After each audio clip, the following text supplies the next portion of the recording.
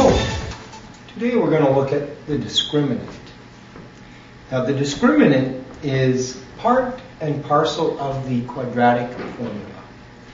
It originates from the part of the quadratic formula that's under the radical, it's under the square root. So here's the quadratic formula in its entirety, and we're just looking at that part of it. So the discriminant is b squared minus 4ac. What we're going to do is, keeping in mind that the discriminant originated from the quadratic formula and that it was under a square root symbol, it's going to tell us a lot of information. So, let me just rewrite this. We didn't see that. We knew that this is our discriminant here. What are we going to be able to conclude if, for example, this turns out to be a positive number? So let's start with our first scenario, that this turns out to be positive. Okay. Well, what that means is, if this is a positive number, then in your quadratic formula, you're going to have a situation where you're taking the square root of a positive number. And that's a real number. That exists. So what does that mean as far as the numbers of solutions to our original quadratic equation? Well, we're going to have negative b plus this positive number, the square root of this number, divided by 2a. That would be one real solution. And then a different real solution would be negative b minus the square root of this positive number, divided by 2a. So if the discriminant turns out to be positive, because of the origins of the discriminant, we could look at it and say that means we're going to have two uniquely different or distinct two real solutions that are distinctly different. Now suppose, so that's scenario number one. Now suppose we come along, we say, we looked at this thing, this b squared minus 4ac. Turned out it was 0. Okay, so now the situation is different. This turns out to be 0. But what does that mean in my quadratic formula? It means that I've got negative b plus or minus the square root of 0. Well, the square root of 0 is 0. So this just disappears. And so you really only have this situation here, negative b over 2a. There's no plus or minus. So how many real solutions are we going to get? We're going to get one real solution. Or as it's often called, two equal real solutions. So we've looked at a positive discriminant. We've looked at a discriminant of 0. There's only one other situation that can occur. And that is, what if the discriminant turns out to be negative? Okay. Well, what that means is you're going to have negative b plus or minus the square root of a negative number all over 2a. The moment we see this, that we're square rooting a negative number, then we go, well, that must mean we're dealing with imaginary or complex numbers, because this is not real. It's not real. So we've got complex solutions, and because there's plus and minus going on, we're going to end up calculating and getting two complex solutions.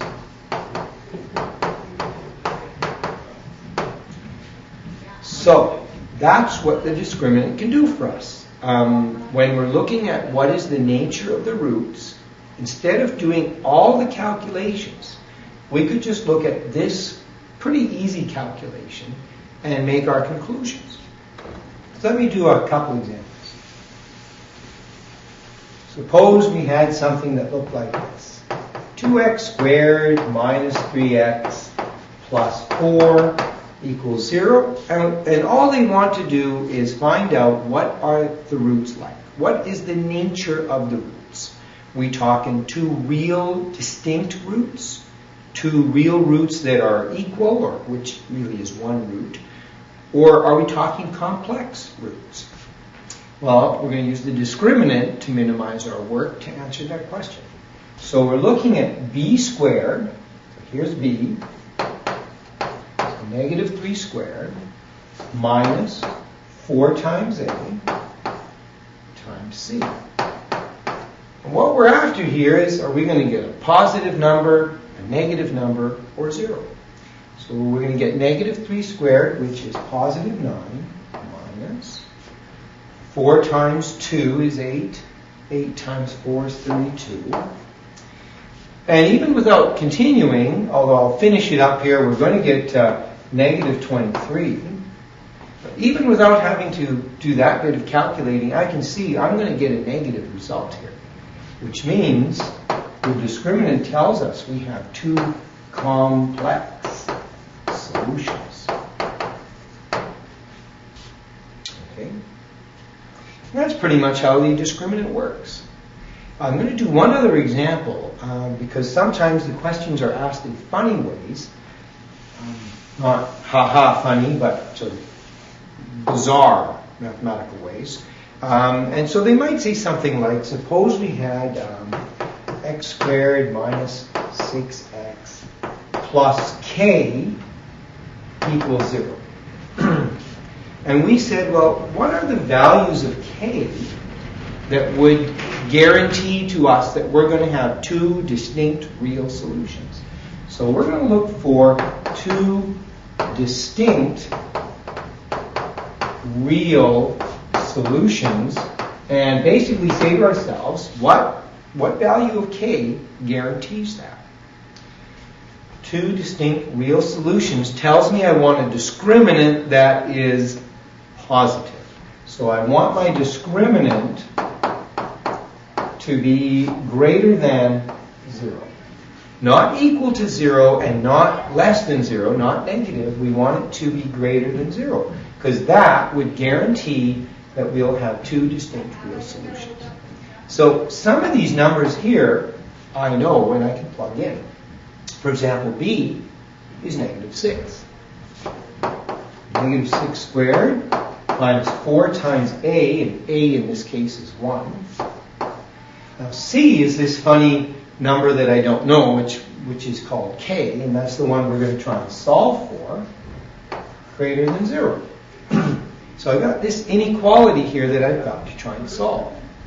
So negative 6 squared is 36 minus 4k greater than 0. And I think to avoid negatives, I'm simply going to add the 4k to the other side and then divide by 4, which means I'm going to have 36 divided by 4, which is 9. And I'm going to put my solution up here. What we have is k less than 9. I like to spin it around. As long as it's still pointing to the k, we can do that. So my solution is k has to be less than 9. As long as k is less than 9, then we are guaranteed that in this little quadratic equation, we are going to have two distinct real solutions. And we could have asked any other question. If we wanted to take the same situation here now and change it from two distinct to maybe one real, or as they often write, two equal real solutions, then what we're talking about is a discriminant that equals 0. So we would solve this equation here. So again, we put in negative 6 for b, and for a there's the 1, and k is the value for c. And we want that one to equal 0.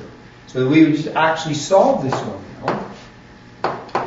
And as you can see, it's pretty much the same work I did with the other one, with the inequality. Maybe we'll add the 4k over, and then divide by 4. So if k equals 9, we have one real solution. And anything else is going to be two complex solutions. So I leave that to the interested student. So that's the world of the discriminant. and joy.